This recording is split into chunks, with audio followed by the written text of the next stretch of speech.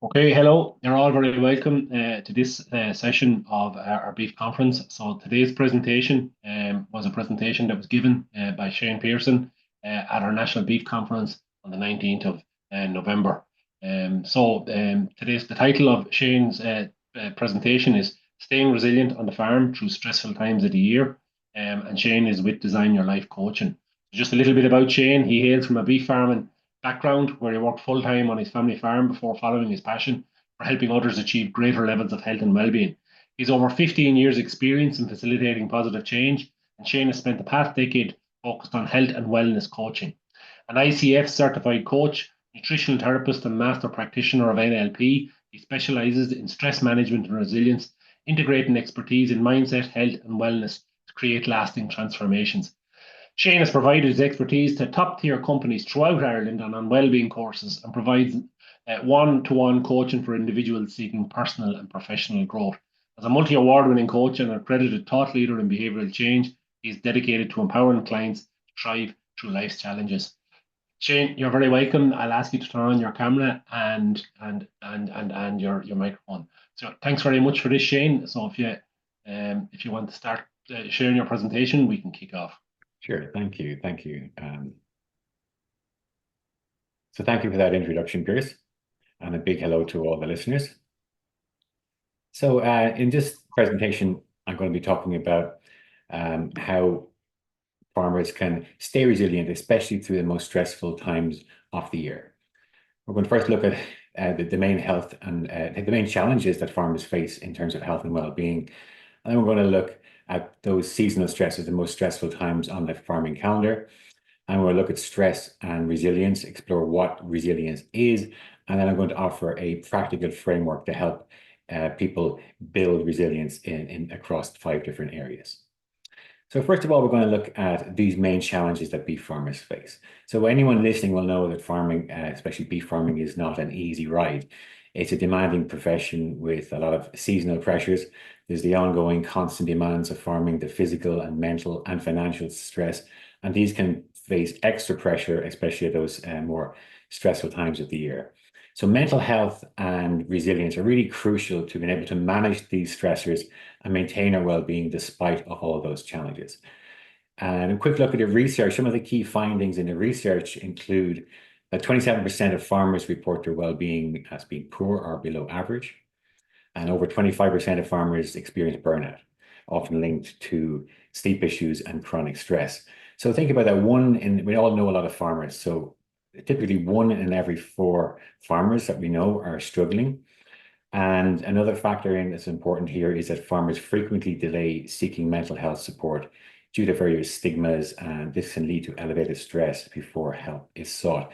Most of us, a lot of farmers, including me, we grew up in an environment where seeking help was not normal, and we grew up in a culture where men and boys, especially the big boys, don't cry, and suck it up or toughen up was more the approach. So there are a lot of barriers against seeking help that need to be broken down, because the reality is that we can only do so much by ourselves, and we will need help at different stages. So seeking help is especially important, and this research shows we're not so good at that.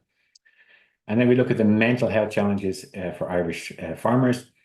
There's a lot of different factors that can be brought in here, including things like a high workload, so long hours on the farm, or time pressures, and it might be another job, or balancing the farm work with other responsibilities like family, and then somehow trying to get a social life in there at times. Financial pressures, there's a lot of financial uncertainty for farmers. We don't know when we're buying stock, what the price will be when we're selling them. And then with things like cross-compliance, we don't know if we're going to get paid at the end of the year. Sometimes we have that risk of perhaps a penalty or not receiving our single farm payment, which can bring about a lot of uncertainty and extra stress. And then there's the weather, unpredictable. As we all know, we're guaranteed to get rain, but how much and for how long? So we're always dealing with these uncertainties. And then at the personal level, the stress can build up and prolong. We can all cope with stress, but chronic stress is stress that we don't let go of, or we don't have a way of releasing, and that can build up, and that can create sleep issues. So sleep and stress all often go together. And good sleep can really protect us or make us more tolerant to stress, and vice versa. If stress affects sleep, we're more prone to stress and less resilient. And then we talked about these barriers, the social stigmas, cultural norms that we grew up in, and that perhaps prevent us from reaching out and getting help earlier. I have a saying, kill the monster when it's a baby, because if we leave things too long, it tends to be a harder challenge to overcome. And so the key here is getting the help early. And that's perhaps one of the big things that we need to do better at. We look now at the seasonal stressors on the beef farming calendar. Every farmer will know their own farm and their own life better than me, but there are typical ones on the calendar that be more stressful than others, including the calving season, an obvious one. Calving season brings a lot of extra workload on top of the ongoing responsibilities we have on the farm. And it can be also like disruption to sleep, a lot more time pressures. And then there is, of course, the regulatory inspection. So we all dread the cross-compliance inspection, or the inspections, the paperwork, and making sure that we've got everything right for the inspections to make sure we get paid at the end of the day, and that we get our payments.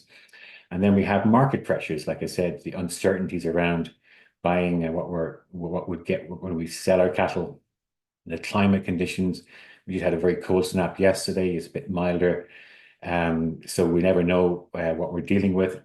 We always have to adapt to these things: flooding, poor growth, wet ground.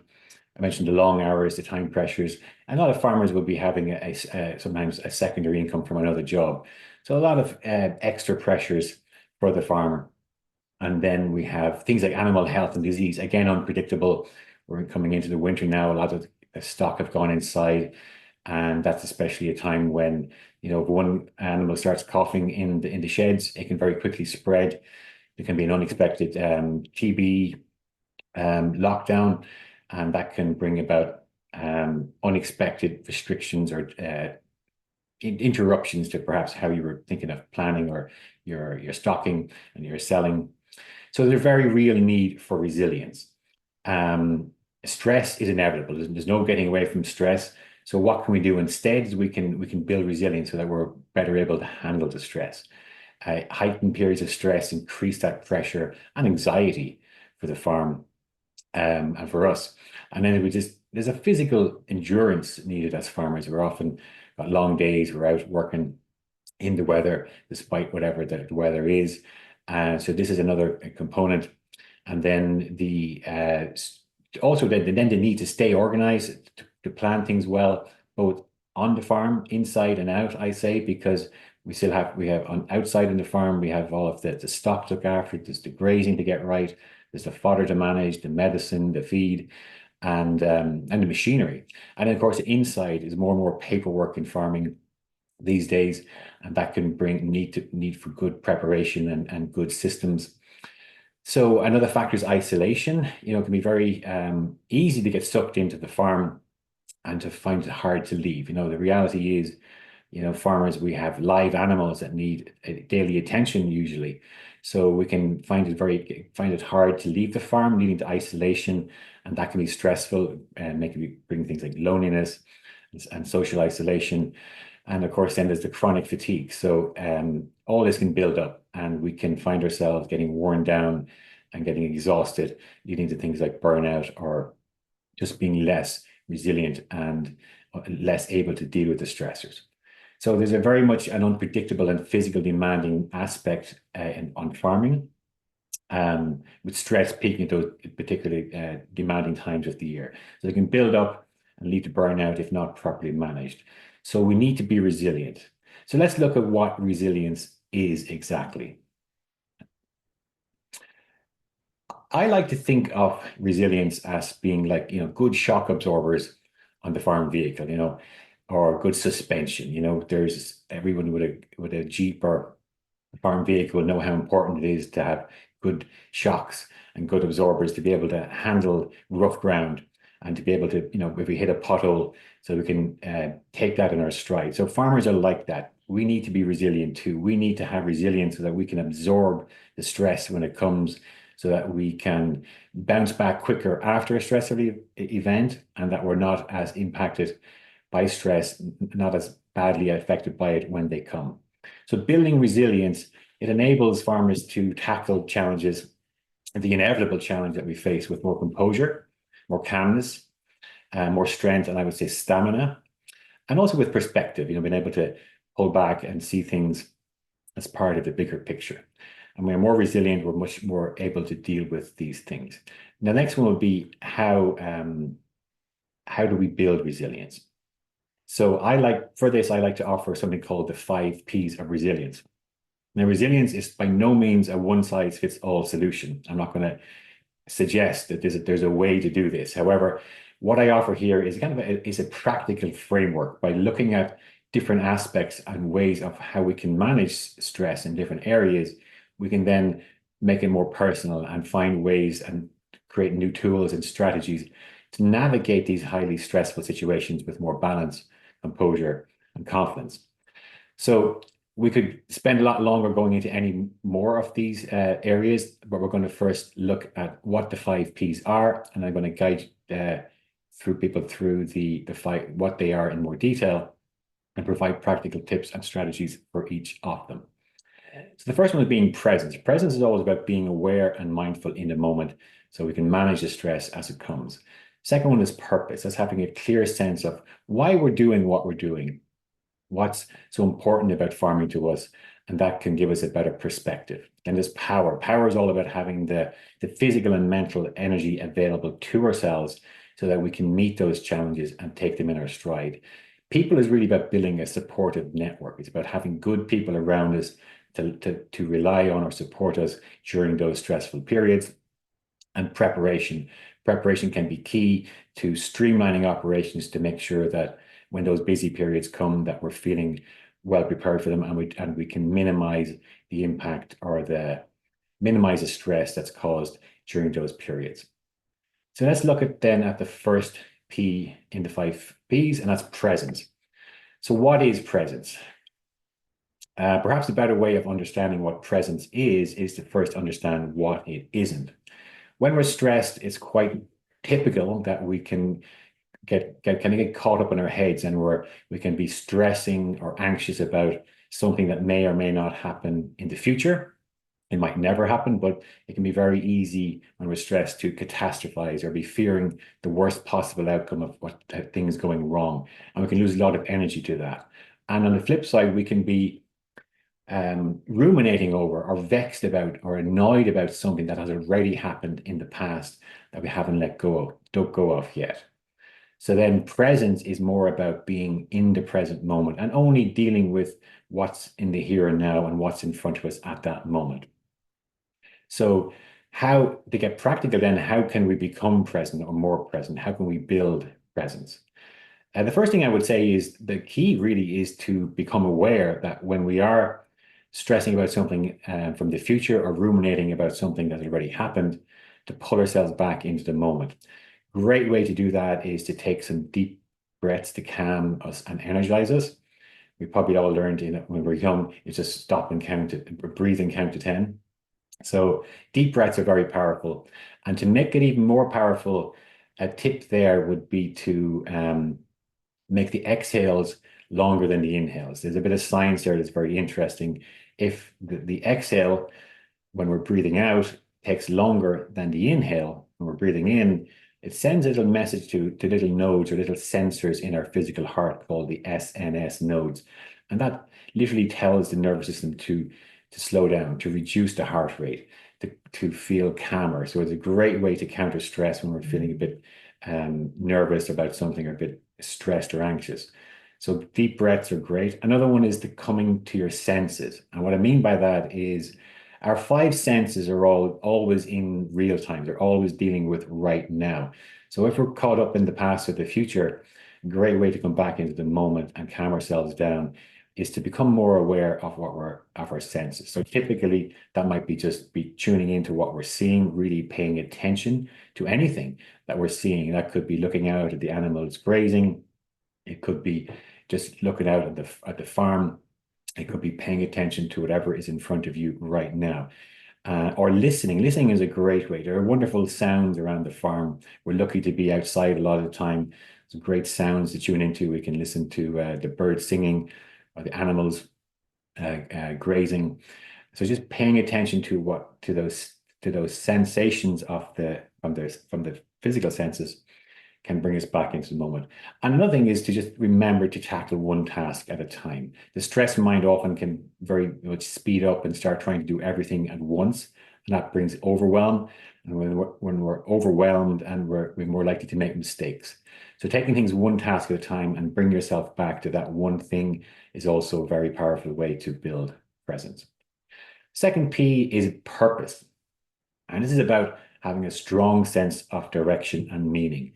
Having a really clear sense of why you're doing what you're doing, a clear sense of purpose can be really powerful when we connect those inevitable daily stressors and the smaller stuff that can be annoying us, the things we have to deal with. They don't seem that important or don't seem that relevant. And when we connect those minor irritations or daily stressors with a stronger sense of purpose, it makes them seem more manageable. So practical tips on how to build that sense of purpose is to reflect on why you farm and what you're working towards. So that's going to be very personal and different for every farmer. But things like it can be very important for some farmers to perhaps provide for their family, as an example, or maybe the farm has been in the family for generations and they want to pass that on to the next generation. So whatever it is, one moment. Whatever it is for the farmer, be reminding yourself, oh yeah, the reason I'm doing this is knowing why it's important to you and linking those stressors to that and make them feel more worthwhile, more and less irritating. So then another tip around that would be to have visual reminders such as photographs around the house, for example, of family or of the land or of the animals. And another thing is to celebrate the small wins.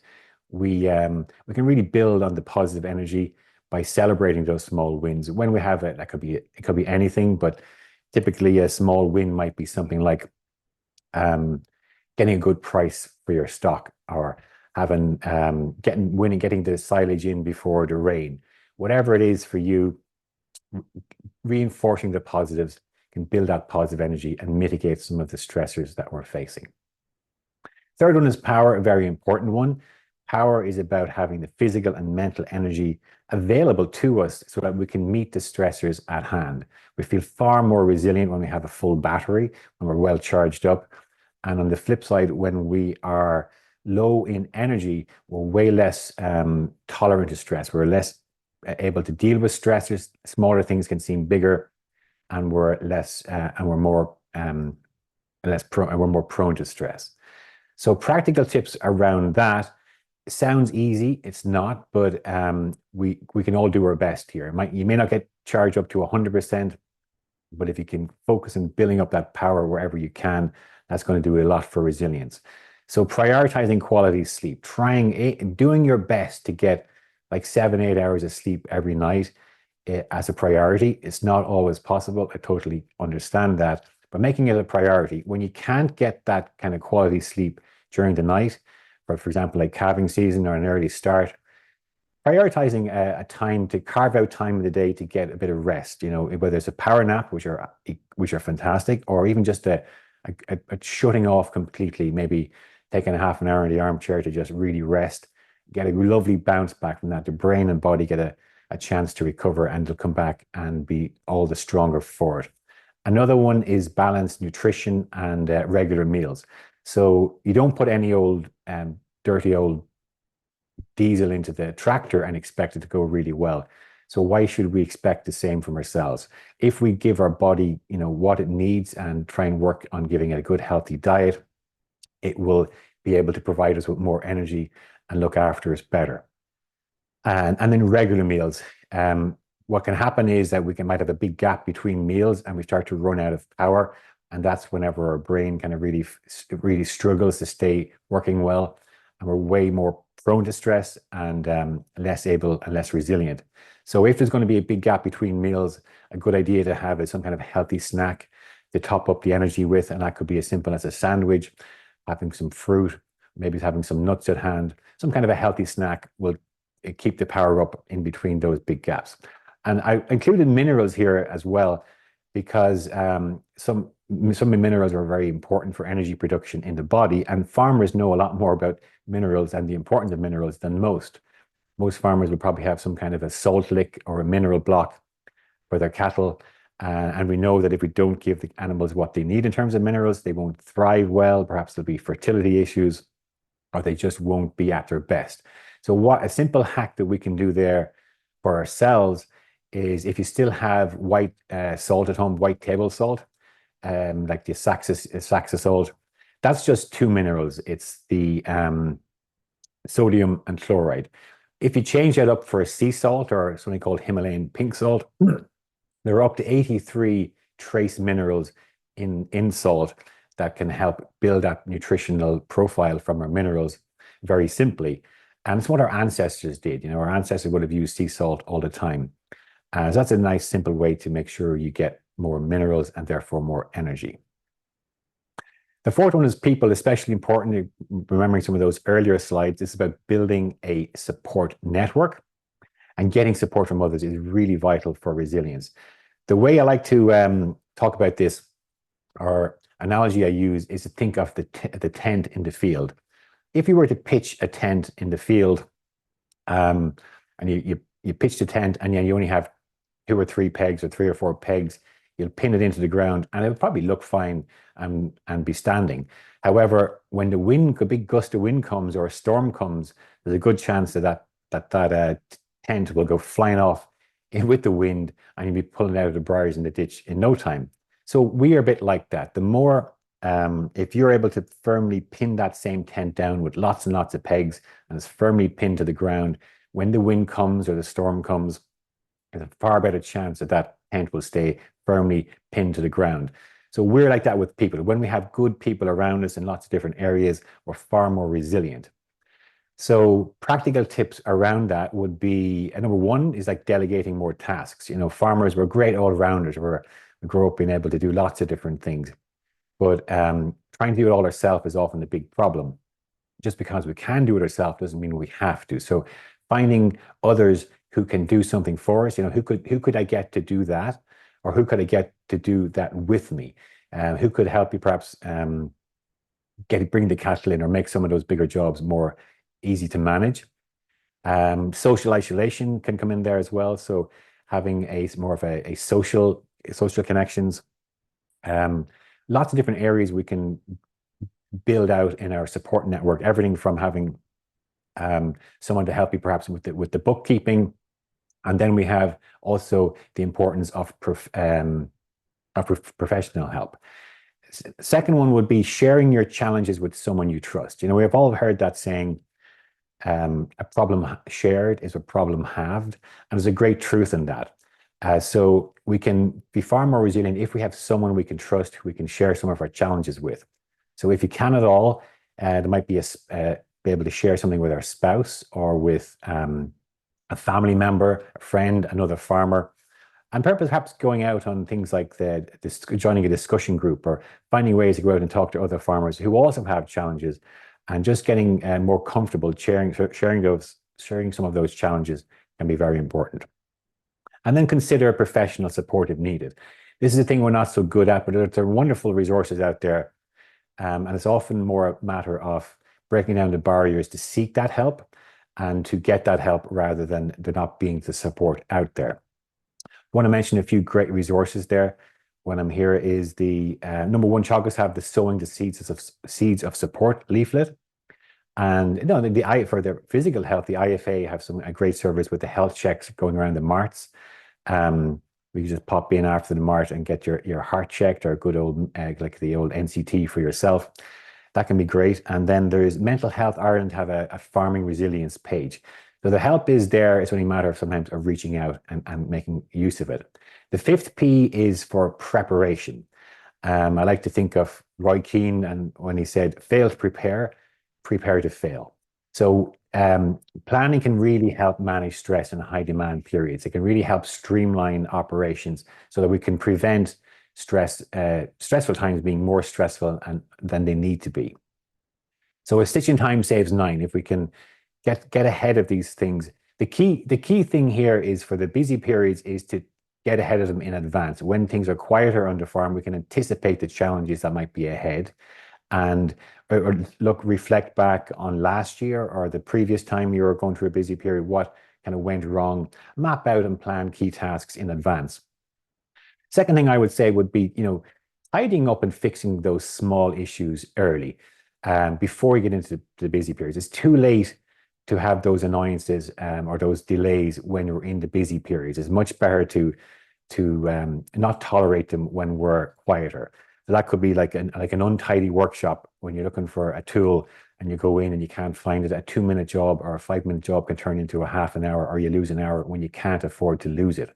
Or things, every farmer will know their own kind of issues better than me. But for me, things like you have a cow calving and you're looking for the calving jack, or you can't find the calving ropes.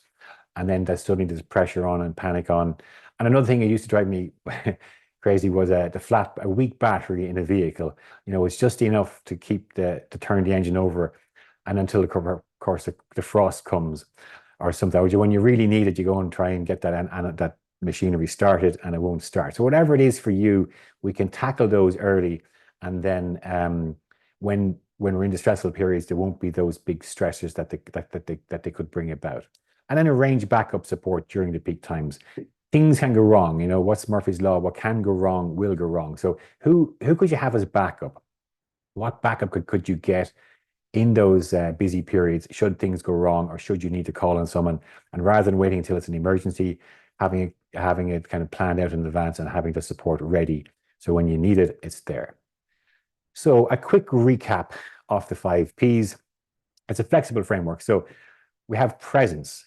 Presence about being in the moment, not stressing too much about the past or the future, and just dealing with right now. Purpose is having that strong sense of meaning, and know why we're doing it, and then we can see the inevitable stressors in the light of that bigger sense of purpose, and it can make them more manageable. Power is having that mental and physical energy available to deal with the inevitable stressors in the day or in the week. People, getting that support network around us, so like the tent, so that we're well firmly pinned into the ground when the wind blows. And preparation, getting ahead of those busy periods in advance, so that it's more likely to go smoother and cause less stress. So the takeaway might be here is, if you think of these as links in the chain, we can reflect on what is your weakest link. So if you listen to this, what might be your weakest link in the chain, and then think of 1 or 2 things that might resonate or apply to you, and then take action.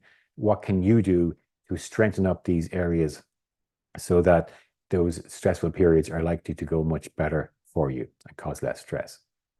So that's my presentation. I'm going to stop the share now. That's great. That's really brilliant, Shane. Thanks for that. Some really practical advice for beef farmers and all farmers there, really, within that. And it's great to see it relevant to beef farmers. Just to have a couple of questions before we wrap it up, Shane. In terms of, I suppose you were talking about preparation there. How negative is procrastination? It's probably one of those ones that it could be another P, I suppose, but on the other side of the scale, it's probably one of the things I know when I look at preparation. It gets me every time, is the procrastination. Yeah, and look, I can totally relate to this as well. I traditionally am not a good preparer, but I've learned the hard way that I kind of have to. The more the workload goes up, you just have to get better at these.